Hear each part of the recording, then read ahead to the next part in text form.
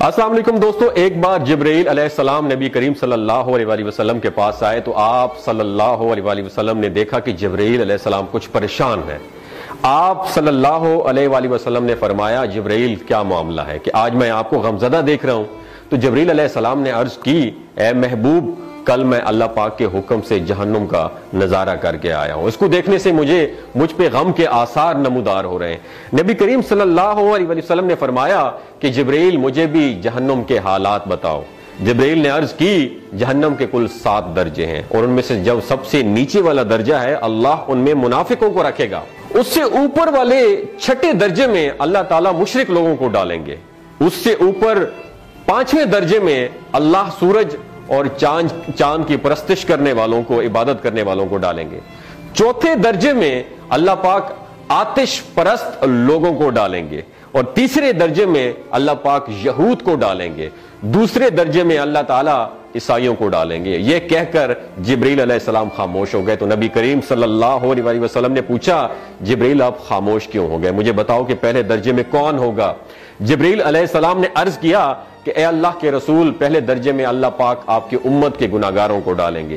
جب نبی کریم صلی اللہ علیہ وسلم نے سنا کہ میری امت کو بھی جہنم میں ڈالا جائے گا تو آپ بے حد غمگین ہو گئے اور آپ نے اللہ کے حضور دعائیں کرنا شروع کر دی۔ 3 دن ایسے گزرے کہ اللہ کے محبوب مسجد میں نماز پڑھنے کے لیے تشریف لاتے، نماز پڑھ کر حجرے میں تشریف لے جاتے اور دروازہ بند کر کے اللہ کے حضور رو رو کر دعائیں فرماتے۔ صحابہ حیران تھے کہ نبی کریم صلی اللہ علیہ وسلم پر یہ کیفیت کیسے طاری ہوئی ہے، مسجد سے حجرے جاتے ہیں، گھر بھی تشریف لے کر نہیں جا رہے۔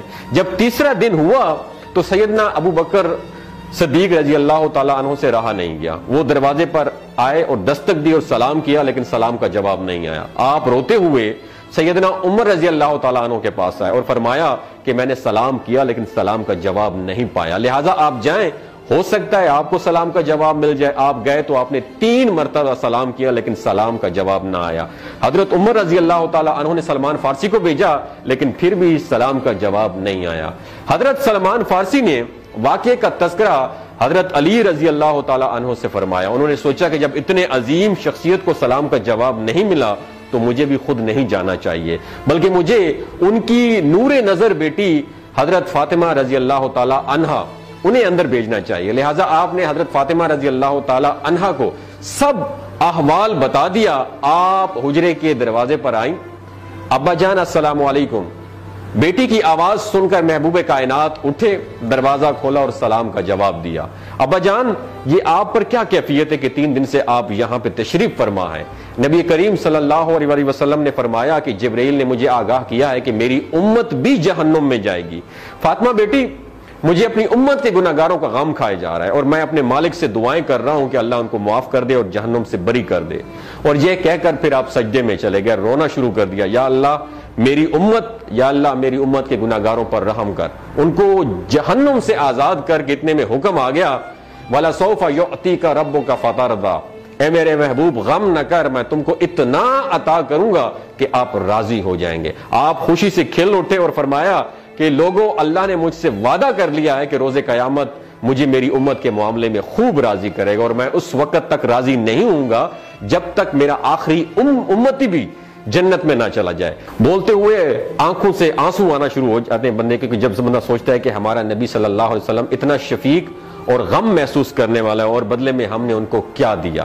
آپ کا 1 سیکنڈ اس ویڈیو کو دوسرے لوگوں تک پہنچانے کا سورس ہے۔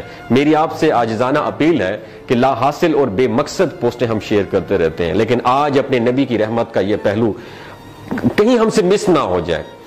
ایک شیئر کر کے اپنا حصہ ضرور ڈالیے گا، کیا پتہ کون گناہگار پڑھ کر راہ راست پہ آ جائے اور دوسروں کو تھوڑی سی ہدایت مل جائے۔ کہنے کا مقصد یہ ہے کہ ایک نبی ہمارے لیے اتنا غم خوار ہے اور ہم یہاں بیٹھ کے اس کی امت کے اوپر اتنے مظالم ڈھائے جا رہے ہیں، ہمارے فلسطینی بھائیوں پہ اتنا ظلم کیا جا رہا ہے، لیکن ہم ٹس سے مس نہیں ہو جا رہے۔ آج ہمارے پاس اگر تلواریں ہوتی تو ہم تو بالکل سوچنا ہی ختم کر دیتے، لیکن آج ہمارے پاس میزائل ہیں، آج ہمارے پاس ایٹم بم ہے، لیکن پھر بھی ہم بے حس بنے ہوئے ہیں۔ اللہ تعالیٰ ہمیں ہدایت نصیب فرمائے، اللہ تعالیٰ ہمارے لیے آسانیاں پیدا فرمائے اور اللہ تعالیٰ ہمیں نیک کام کرنے کی توفیق عطا فرمائے۔ اپنا اور اپنے ساتھ جڑے رشتوں کا خیال رکھیے گا۔ اللہ حافظ۔